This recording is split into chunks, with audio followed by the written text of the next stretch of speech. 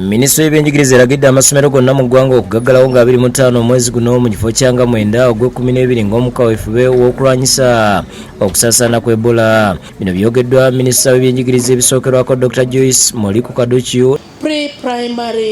Primary and secondary schools will close for term 3 holidays on Friday 25th November 2022.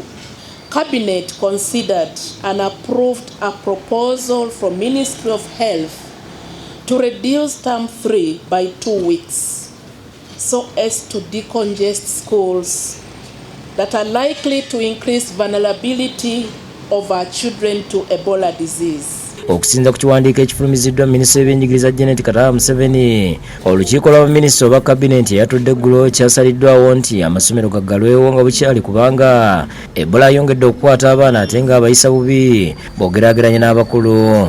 Bujjanga obulwadde buno bwalukawo mu mwezi gw'omwenda abaana 28 be bakwatibwa, 8 bafudde, 5 bajjanjabibwa ne bawona ate 16 be bakyafuna obujjanjabi omuli n'abava mu bitundu bya Lubaga. Download the app on App Store or Google Play Store now. Vision Digital Experience, the future of media.